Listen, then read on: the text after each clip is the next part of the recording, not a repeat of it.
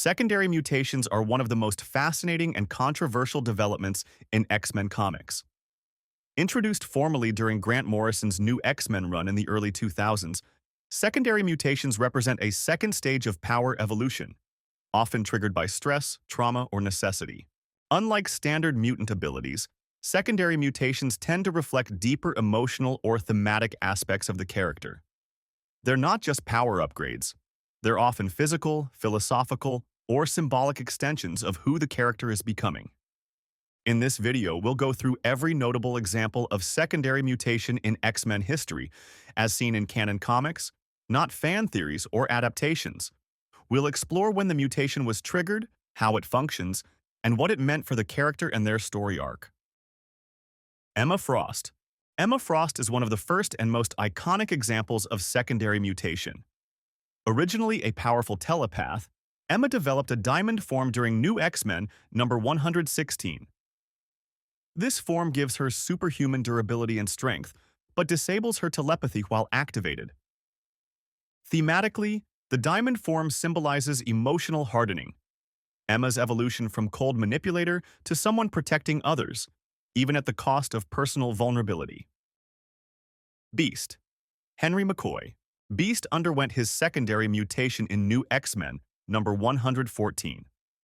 Already blue and furry, Hank's transformation shifted him toward a more feline appearance. The change emphasized his internal conflict, scientific intellect versus animal instinct. It also came with heightened senses and agility, reinforcing the beast versus man duality that has defined his arc since the beginning. Angel. Warren Worthington III. Angel has gone through multiple power shifts, but his secondary mutation appeared in Uncanny X-Men number 441. In addition to flight, Warren developed healing blood, a power with religious and mythological undertones which made him a messianic figure to some. It also deepened his internal conflict. Is he a symbol of salvation or a weapon waiting to be manipulated? Cyclops. Scott Summers. Scott Summers' potential secondary mutation is debated. Post-extinction agenda. And later in Astonishing X-Men, his optic blasts appear more powerful and focused, with improved control. Some speculate a mental block was lifted, while others point to a subtle evolution. While not explicitly labeled a secondary mutation, this interpretation has become part of fan and writer discourse. Iceman. Bobby Drake. Iceman's secondary mutation is among the most powerful. Over time, especially post-Morrison and into X-Men Legacy and Uncanny X-Men 2013, Bobby learned to transform his entire body into organic ice, replicate himself, and even reform from vapor. This wasn't just about power escalation. It reflected his internal growth, acceptance of self, including his suppressed identity and emotional isolation. Wolverine. Logan.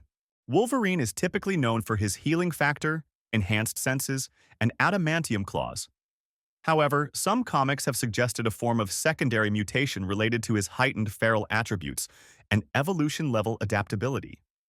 In Wolverine, Evolution and Parts of Wolverine, Enemy of the State, Logan displays animalistic instincts beyond his normal senses, sometimes including pheromone tracking, immune system adaptation to exotic toxins, and even enhanced regenerative evolution.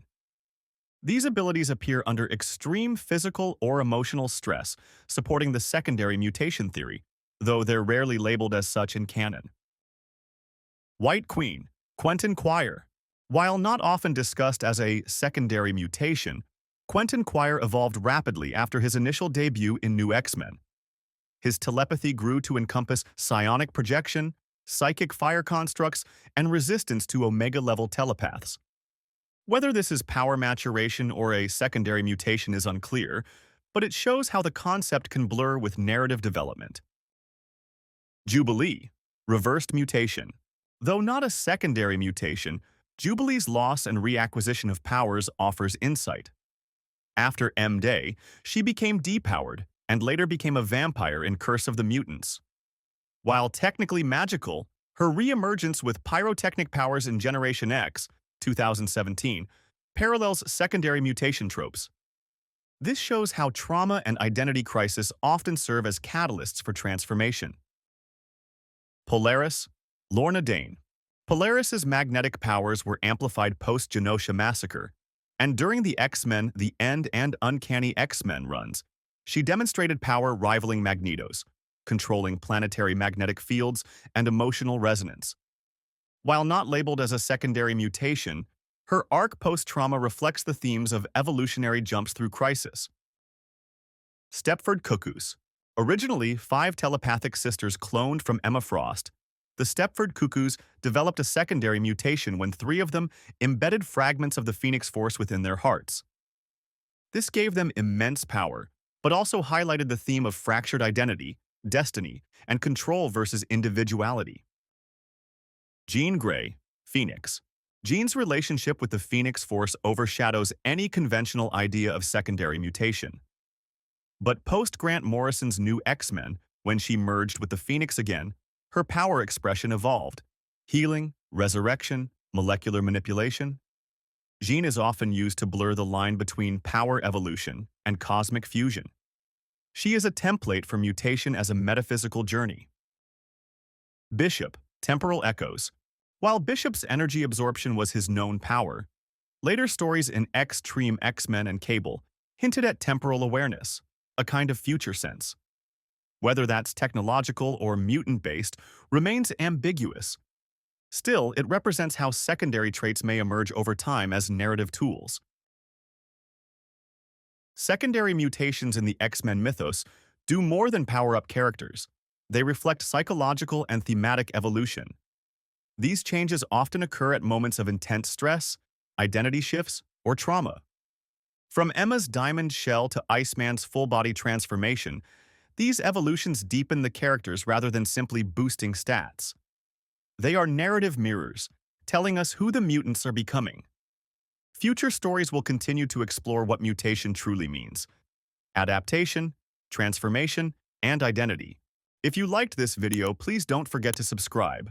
Thanks for watching.